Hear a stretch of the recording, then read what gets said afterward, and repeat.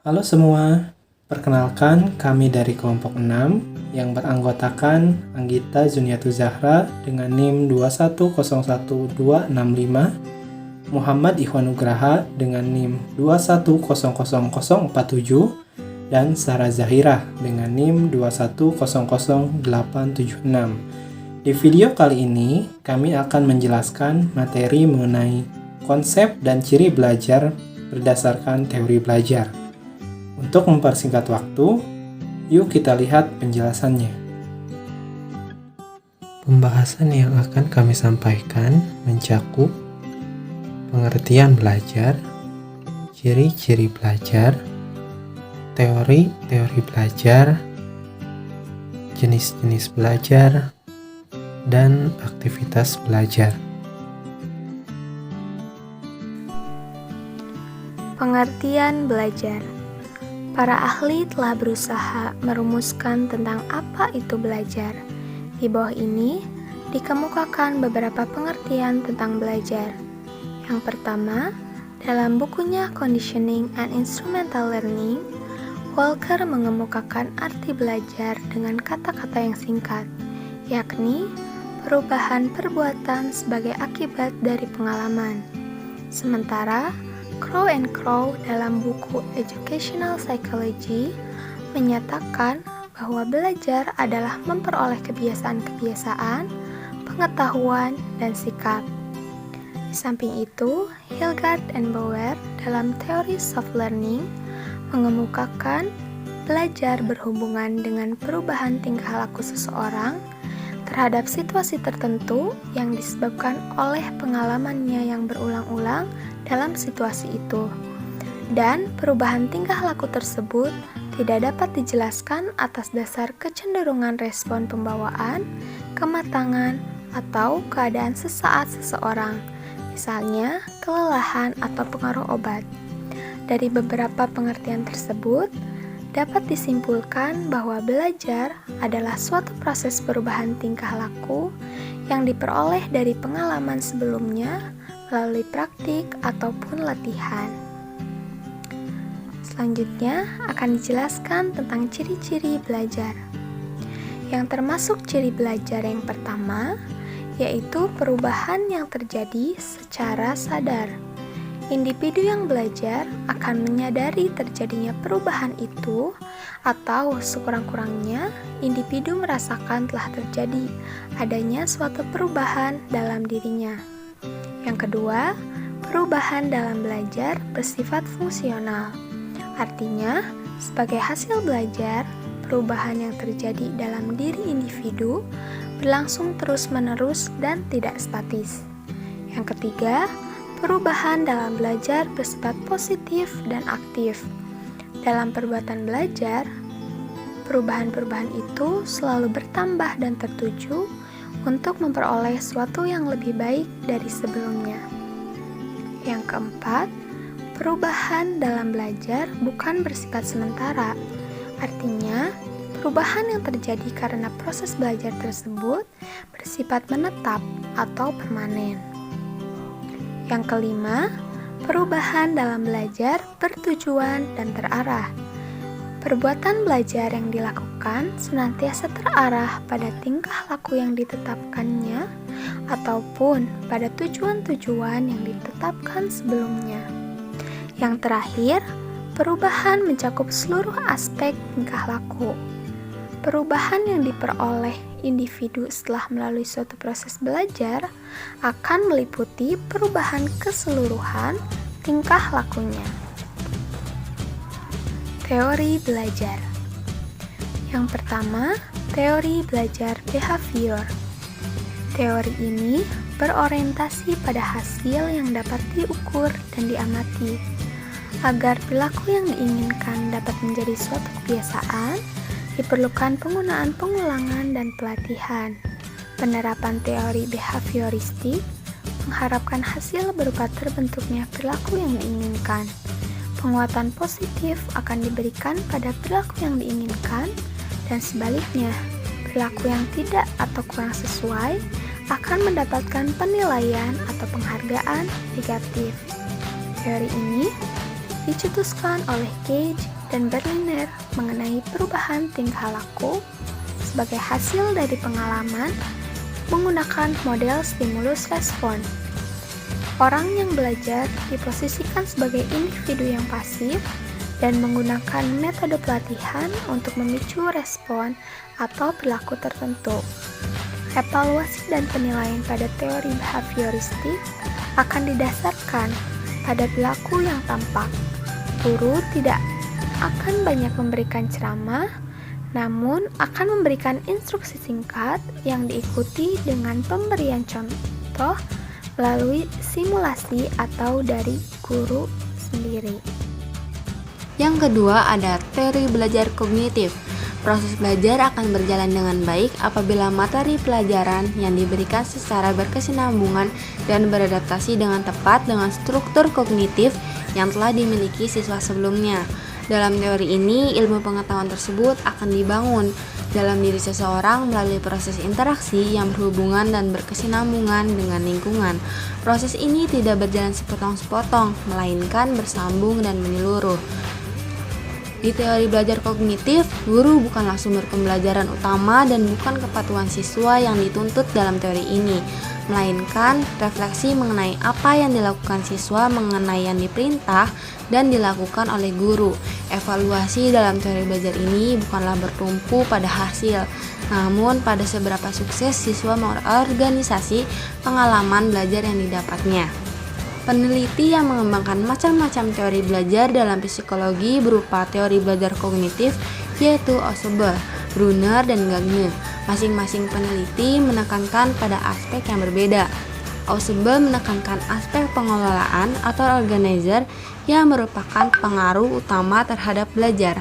Brunner memfokuskan pada pengelompokan atau penyediaan bentuk konsep sebagai suatu jawaban bagaimana peserta didik dapat memperoleh informasi dari lingkungan.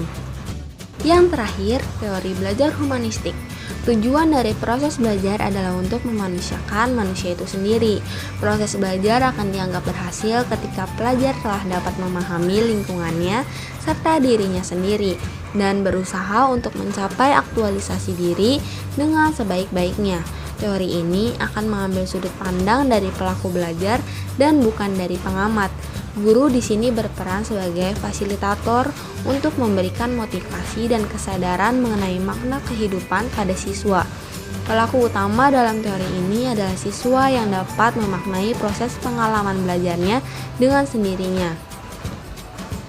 Oleh karena itu, faktor emosional dan pengalaman emosional siswa sangat penting dalam peristiwa pembelajaran sebab tanpa adanya motivasi dan keinginan dari pihak siswa, maka asimilasi pengetahuan baru ke dalam kognitif yang dimiliki siswa tidak akan terjadi. Teori ini menyatakan bahwa teori belajar apapun dapat dimanfaatkan asal bertujuan untuk memanusiakan manusia agar dapat mencapai aktualisasi diri, pemahaman diri, serta realisasi diri pelajar secara optimal.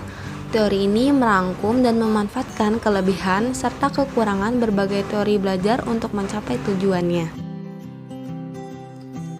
Selanjutnya, saya akan membahas mengenai jenis-jenis belajar. Di sini ada 9 jenis belajar.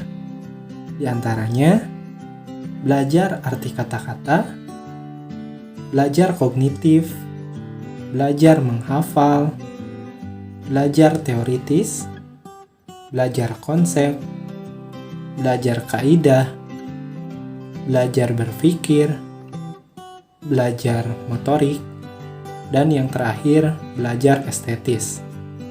Penasaran bagaimana penjelasannya? Yuk kita simak. Yang pertama, belajar arti kata-kata. Maksud dari belajar arti kata-kata adalah orang mulai mengenal arti yang terkandung dalam kata-kata yang digunakan. Pada awalnya, suatu kata sudah dikenal, akan tetapi belum diketahui artinya. Misalnya pada anak kecil. Seorang anak kecil sudah mengetahui kata ibu, akan tetapi dia belum mengenal apa arti dari kata tersebut. Namun, lama-kelamaan dia juga mengetahui arti kata tersebut. Kemudian yang kedua, belajar kognitif. Belajar kognitif penting dalam belajar. Dalam belajar, seseorang tidak bisa melepaskan diri dari kegiatan belajar kognitif. Karena belajar kognitif bersentuhan dengan masalah mental. Objek-objek yang diamati dihadirkan dalam diri seseorang melalui tanggapan, gagasan, atau lambang yang merupakan sesuatu bersifat mental. Kemudian yang ketiga, belajar menghafal. Menghafal adalah suatu aktivitas menanamkan suatu materi verbal dalam ingatan, sehingga nantinya dapat diingat kembali secara harfiah dan adanya skema kognitif. Dalam menghafal, ada beberapa syarat yang perlu diperhatikan, yaitu mengenai tujuan, pengertian, perhatian, dan ingatan. Efektif tidaknya dalam menghafal dipengaruhi oleh syaraf tertentu. Lalu yang keempat, belajar teoritis. Belajar teoritis tujuannya adalah untuk menempatkan semua data dan fakta pengetahuan dalam suatu kerangka organisasi mental, sehingga dapat dipahami dan digunakan untuk memecahkan masalah, seperti yang terjadi dalam bidang-bidang ilmiah. Kemudian yang kelima, belajar konsep. Konsep adalah suatu arti yang mewakili sejumlah objek yang mempunyai ciri-ciri yang sama. Orang yang memiliki konsep mampu mengadakan abstraksi terhadap objek-objek yang dihadapi, sehingga objek ditempatkan dalam golongan tertentu. Lalu yang keenam, belajar kaidah. Belajar kaidah termasuk dari jenis belajar kemahiran intelektual. Belajar kaidah adalah bila dua konsep atau lebih dihubungkan satu sama lain. Terbentuk suatu kesatuan yang mempresentasikan suatu keteraturan. Orang yang sudah mempelajari suatu kaidah mampu menghubungkan beberapa konsep. Lalu, yang ketujuh, belajar berpikir. Dalam belajar ini, orang dihadapkan pada suatu masalah yang harus dipecahkan, tetapi tanpa melalui pengamatan dan reorganisasi dalam pengamatan. Yang kedelapan, belajar keterampilan motorik. Orang yang memiliki suatu keterampilan motorik mampu melakukan suatu rangkaian gerak-gerik jasmani dalam urutan tertentu dengan mengadakan koordinasi antara gerak-gerak berbagai anggota badan secara terpadu. Keterampilan semacam itu disebut motorik karena otot, urat, dan persendian terlibat secara langsung, sehingga keterampilan sungguh-sungguh berakar dalam kejasmanian. Lalu yang terakhir, yang kesembilan, belajar estetis. Belajar ini bertujuan untuk membentuk kemampuan, menciptakan, dan menghayati keindahan dalam berbagai bidang kesenian. Selanjutnya, aktivitas-aktivitas belajar. Yang pertama, mendengarkan. Mendengarkan adalah memfokuskan indera pendengaran terhadap suatu bunyi tertentu. Tetapi, perlu diingat bahwa tidak semua mendengarkan termasuk ke dalam aktivitas belajar. Aktivitas mendengarkan dalam hal ini adalah aktivitas mendengarkan yang bertujuan sesuai dengan kebutuhan untuk mengadakan perubahan tingkah laku yang positif. Lalu, yang kedua, memandang. Memandang adalah mengarahkan penglihatan ke suatu objek. Sama seperti mendengarkan, tidak semua memandang termasuk ke dalam aktivitas belajar. Aktivitas memandang dalam hal ini adalah aktivitas memandang yang bertujuan sesuai dengan kebutuhan untuk mengadakan perubahan tingkah laku yang positif. Kemudian, yang ketiga, meraba, membau, dan mencicipi. Aktivitas-aktivitas ini dapat dikatakan belajar jika semua aktivitas ini didorong oleh kebutuhan, motivasi untuk mencapai tujuan dengan menggunakan situasi tertentu untuk memperoleh perubahan tingkah laku. Lalu, yang keempat, menulis dan mencatat. Menulis dan mencatat adalah kegiatan yang tidak dapat dipisahkan dalam aktivitas belajar. Mencatat yang termasuk ke dalam aktivitas belajar yaitu apabila dalam mencatat orang mengetahui kebutuhan dan tujuannya, serta menggunakan seperangkat tertentu agar catatan itu nantinya berguna bagi pencapaian tujuan belajar. Dan yang terakhir adalah membaca. Membuat ikhtisar atau ringkasan dan menggarisbawahi.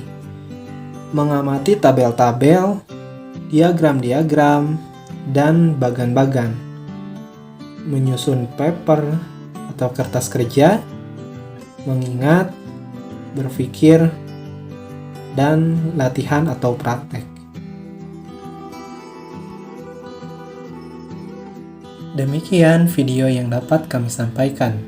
Sampai jumpa di video selanjutnya.